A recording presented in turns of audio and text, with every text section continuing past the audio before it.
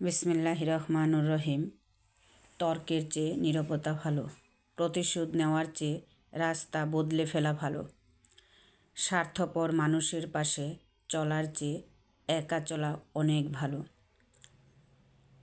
জান্নাত তুমি চেয়েও না, বরং তুমি দুনিয়াতে এমন কাজ করো যেন জান্নাত তোমাকে চায়। ধৈর্য ধরুন, আল্লাহর পরিকল্পনা আমাদের চিন্তার চেয়েও অনেক বড়। আসসালামু আলাইকুম আমার প্রিয় ভাই ও বোনেরা, আপনারা সবাই কেমন আছেন? আশা করি সবাই ভালো আছেন, আমিও ভালো আছি আলহামদুলিল্লাহ।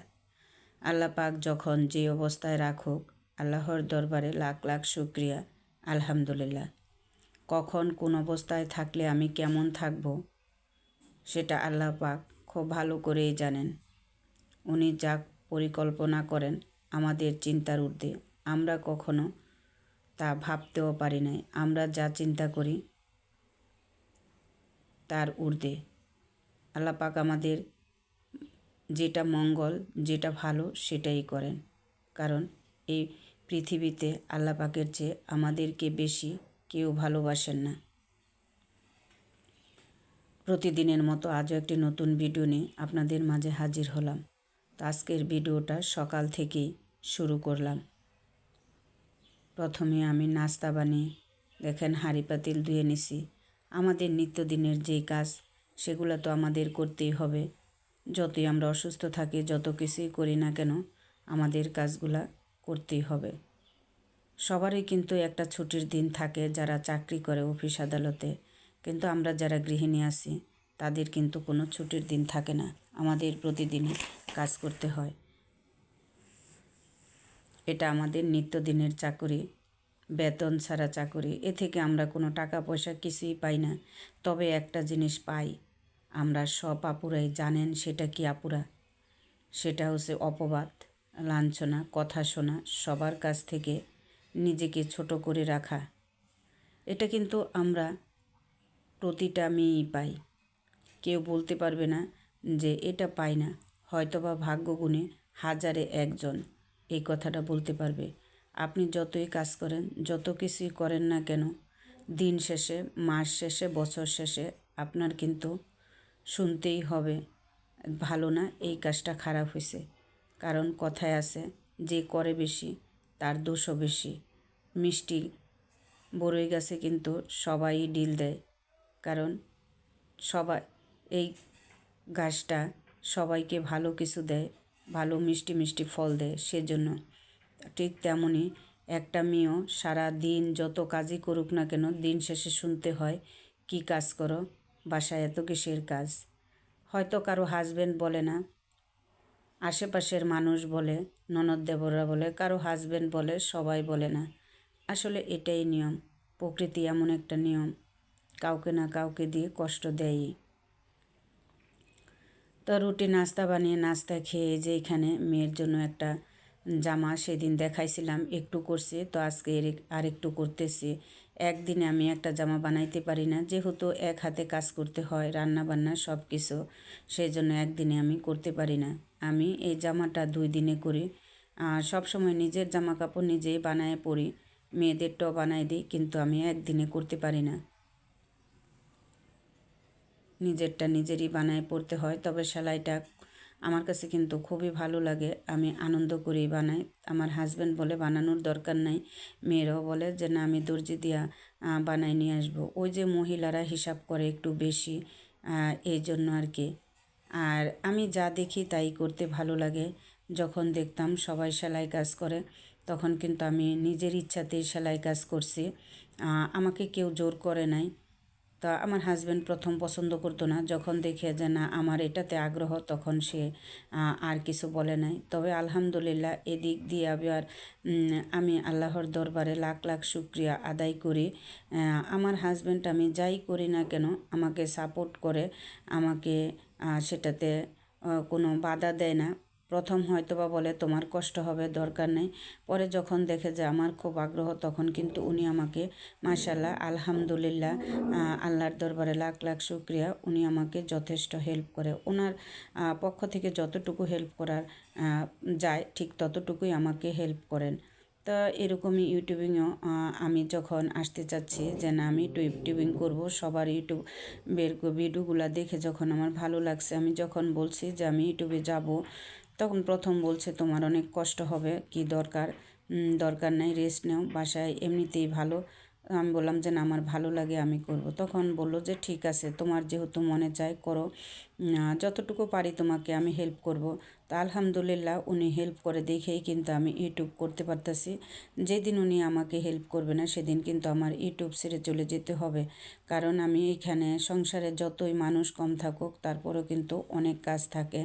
তো সারাদিন কাজ করে একার পক্ষে আসলে একটা কিছু করা সম্ভব না।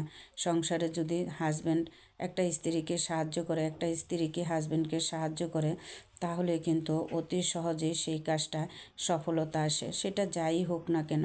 তা আমার একটা খারাপ অভ্যাস, আমি যা দেখি তাই করতে ইচ্ছা করে। তারপরে যে আমি সেলাই কাজ করে এখানে রান্না করতে চলে আসলাম। তা আমি তেমন কিছুই রান্না করব না আজকে। আগের একটু ডাউল আছে, মাংসর তরকারি আছে, লাউ শাক আছে, ওগুলা দিয়া আর আজকে একটু যাই রান্না করি আমার সঙ্গেই থাকুন, সেইগুলা দিয়ে আজকে খেয়ে ফেলবো। কারণ আমি একা বাসায়, ওরা বাপ মেয়ে চলে গেছে দাওয়াত খাইতে, আমি যাই নাই। আমাকে অনেক অনুরোধ করছে, তো বাড়িতে তো অনেক দূরে, আমার আবার ইউটিউবের কাজ আছে, এই জন্য আমি যাই নাই। এই জন্যই মেয়েরা কিন্তু আমার সাথে অনেক রাগ করে, বলে তুমি ইউটিউবের জন্য কোথাও যেতে চাও না এখন, আগে আমাদের সাথে ঘুরতে যেতা, আমাদেরকে খাওয়াই দিতা, আমাদের সময় দিতা, এখন তুমি আমাদেরকে একেবারেই সময় দাও না। এই জন্য আমার মেয়েরা কিন্তু আমার সাথে অনেক রাগ করে। এই জন্যই এরা পছন্দ করে না, এরা চায় আমি তাদেরকে সময় দিই, সঙ্গ দিই, যতটুকু দিই ততটুকু তাদের হয় না। কারণ আগে তো আমি ওদেরকে খাওয়াই দিতাম, সারাক্ষণ ওদের সাথে বক বক করতাম, কাজের শেষে ওদের রুমে যেয়ে বসে থাকতাম। এখন তো আমি আর এই সময়টা পাই না। মাঝে মধ্যে মনে হয় আসলে এটা ঠিক না, কিসের ইউটিউবের পিছনে পড়া আমি মেয়েদেরকে এইভাবে সময় দিতেছি না। মাঝে মধ্যে এরকম মনে হয়। আবার যেহেতু এটাতে ঢুকেই গেছি, এটাও মনে হয় যে দেখিয়ে আর কিছুদিন, যদি কিছু হয় হবে, না হইলে চলে যাব। মাঝে মধ্যে মনে হয় এত কষ্ট হয়তো আর করতে পারবো না। কারণ অনেক আপুরাই আমার ভিডিও নিচে কমেন্ট করেন, যদি আমি কমেন্টের উত্তর দিতে না পারি তাহলে তো সে আপুরা আমার পরিবারে আর আসবে না। তো আপুরা, আমি আপনাদের কমেন্টের উত্তর দিই, হয়তো দেরি হয়, আপনারা কেউ কিছু মনে করবেন না। কারণ সংসারে কাজ করে তারপরে কিন্তু এই কমেন্টের উত্তরগুলো দিতে হয়। আমার লাইকের পরিমাণ যেরকম পড়ে তার চেয়ে অনেক বেশি কিন্তু কমেন্ট পড়ে। তো আপুরা ভাইয়ারা যারাই আছেন আমার ভিডিওটা দেখেন, প্রথমে একটা লাইক দিয়া পরে ভিডিওটা দেখা শুরু করবেন। আমি কিন্তু সবার ভিডিওই প্রথম আগে লাইক দিই, তারপরে ভিডিওটা দেখা শুরু করি। প্লিজ আমার ভিডিওতে যেই পরিমাণ কমেন্ট পড়ে সেই পরিমাণ লাইক পড়ে না। প্লিজ আমার আপুরা ভাইয়ারা কষ্ট করে একটু লাইকটা দিয়ে দিন। এটা দিতে কোনো টাকা পয়সা লাগে না, ধন সম্পদ লাগে না। আমরা যদি টাকা পয়সা ছাড়া কাউকে উপকার করতে পারি তাহলে ক্ষতি কিসের? তা আজকে আমি যদি কাউকে উপকার করি, হয়তো আজকে আমি সাথে সাথে ফেরত পাবো না। প্রকৃতি এমন একটা জিনিস, একদিন না একদিন ফিরিয়ে দিবেই ইনশাল্লাহ। তা আপনারা সবাই আমার ভিডিওটাতে একটা লাইক দিয়ে ভিডিওর বাকিটা সময় সঙ্গে থাকুন, আশা করি ভালো লাগবে। আজ হয়তো ভালো লাগে না, কাল হয়তো ভালো লাগতেও পারে। কখন কার কোন কাজ দেখে ভালো লাগে কেউ বলতে পারে না। তো এই যে এখানে আমি লাউ রান্না করে নিলাম, লাউটা আবার প্রেশার কুকারে শীষ দিয়ে নিছি। আর মাছগুলা ছোট ছোট পিস করে কেটে নিছি। কাঁচা মাছ দিলে আমি মাছটা ভালো করে কষায় নিই, লাউয়ের সাথে এমনিও দেওয়া যায় কিন্তু আমি এভাবে দিই না, কষায় নিলে আমার কাছে ভালো লাগে, স্বাদটা অনেক দ্বিগুণ লাগে। আর কাঁচা মাছটা দিলে আমার কাছে ভালো লাগে না, কাঁচা কাঁচা গন্ধ লাগে। তো এক একজনের রান্না এক এক রকমের, যে যেভাবে খায়া অভ্যস্ত সেভাবেই তো খাবে। তো আমার ভিডিওটা যে যেখান থেকেই দেখতেছেন, কাছে এবং দূরে, দেশ এবং দেশের বাহিরে, ছোট বড় সবাইকে জানাই অন্তরের অন্তঃস্থল থেকে অফুরন্ত ভালোবাসা। তা আমার ভিডিওটা দেখতে দেখতে যদি আমার ভিডিওর কোনো অংশে কথায় বা কাজে আপনাদের এতটুকুও মন ছুঁয়ে যায়, তাহলে আমার চ্যানেলটা সাবস্ক্রাইব করে পাশে থাকা বেল আইকনটা অন করে দিবেন। তাহলে আমি ভিডিও ছাড়া মাত্রই আপনাদের কাছে পৌঁছায় যাবে। আমার ভিডিওর মধ্যে যদি আমার কোনো কথায় কারো মনে কষ্ট লেগে যায়, তাহলে সবাই ক্ষমার দৃষ্টিতে দেখবেন। কারণ আমি মানুষ মাত্রই ভুল হতে পারে, আমিও ভুলের ঊর্ধ্বে নই। আজকের মতো এখানেই বিদায় নিলাম। সবাই ভালো থাকবেন, সুস্থ থাকবেন, নিজের প্রতি খেয়াল রাখবেন।